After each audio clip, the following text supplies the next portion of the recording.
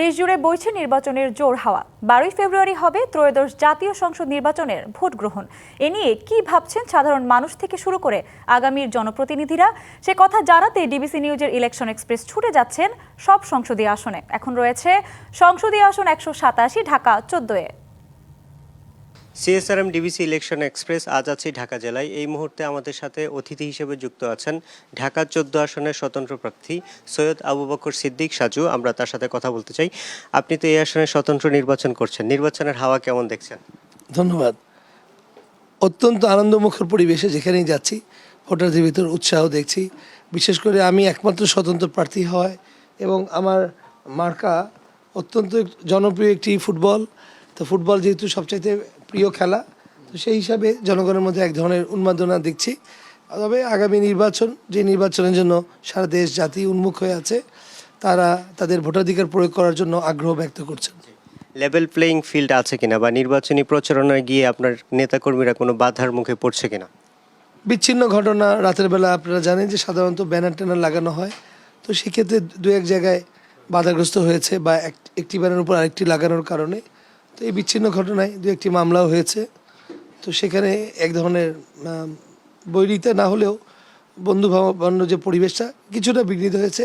যদি আপনি নির্বাচিত হয়ে আসেন, এই আসনের সাধারণ মানুষ আপনাকে ভোট দিয়ে সংসদে পাঠায়, তাহলে তাদের জন্য আপনার সুনির্দিষ্ট পূর্ণ পরিকল্পনা আছে কিনা?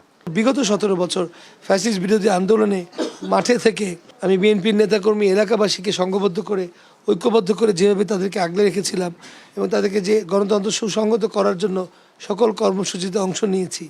আমার বিরুদ্ধে 80-টির উপর মামলা ছিল।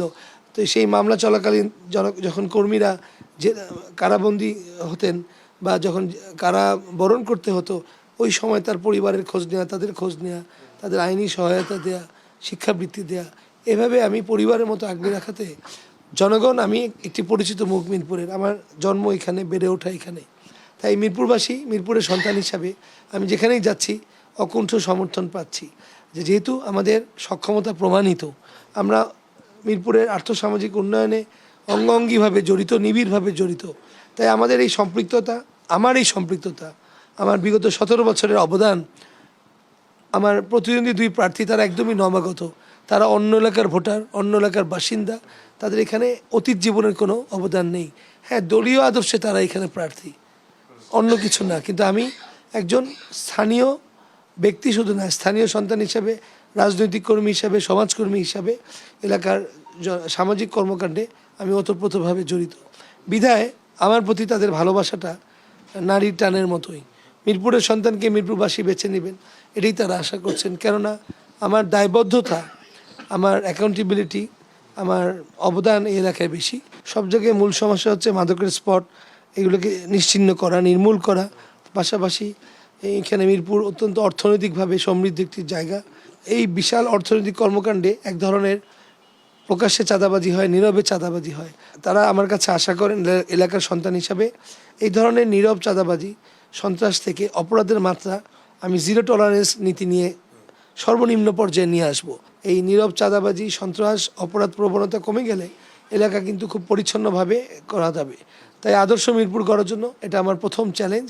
আমি আশা করি এলাকার জনগণকে নিয়ে, সর্বস্তরের জনগণ, বিশেষ করে তরুণ যারা আছেন, তরুণ প্রজন্মের প্রতিনিধি, প্রতিটি ওয়ার্ডে, পাড়ায়, মহল্লায়, ইউনিটে কমিটির মাধ্যমে আমরা সামাজিক প্রতিরোধ কমিটি করে এই আমাদের মুখ্য সমস্যাগুলো সমাধান করব।